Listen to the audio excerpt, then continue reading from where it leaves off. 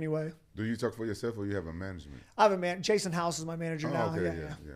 JAXXON House is amazing. Iridium, one of my favorite guys. We work with a lot of their guys. We have Barga and Jason are always in here. They spent 4th of July with us. It's cool, too, having a good relationship with the manager because we're able to see that up-and-coming talent. We got that Santiago kid who's been training with Coach Brillo. He's now going to be on UFC Noche. So it's cool to see, like, the talent and then see how he operates with people. You talk about negotiating, though, with your contracts. What does something like that look like? Because we always hear different UFC fighters talk to us about working with Dana, working with the UFC. Rampage has been so vocal about pride and this and all these organizations. What was your kind of what's been your feeling so far about working on your deals? Man, I try to stay out of it now, but it's because I have Jason. Before I had a lower level manager and he was doing what he could, but he just didn't really know.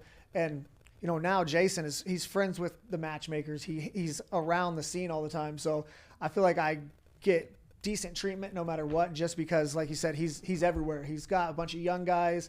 When I first signed with Jason, they had a thing where he didn't want his guys to fight each other, but I was like, dude, you have half the roster at flyweight. I was like, I'm not going to sign with you and you should want us to fight each other. You're going to get paid on both ends. Like, that doesn't bother me, but it would bother me to take out a huge chunk of competition. So, man, I've been lucky. Like, my whole career, I've had good management, I have good coaches. Even all the negative things that have happened, it's all ended up being, just had really good people around me and taking care of me. Yeah. Speaking of coaches, was it Glory MMA? Yep. James? Mm-hmm. And what did he, I don't know the whole story and you don't have to go into detail, but you trained under him or with him during the time he got in trouble for gambling? Yeah. So I've trained under him for pretty much my whole career and with him, cornered him in his fights.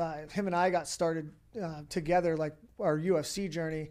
I don't know the ins and outs of it, but like, I mean, he's still my mentor. I talk to him every day. The house that I live in is in his name. Like, he's been a guy that's taken care of me through, and even with all the negative stuff that I think he just had too much on his plate. You could take everything away from James Krause, and in 2 years he'll be a millionaire. There's no way, like, there's nothing that he can't turn into MMA. I think it was just too much for him. And again, I don't know the ins and outs. All I know is they just called me one day and was like, hey, you can't train here anymore.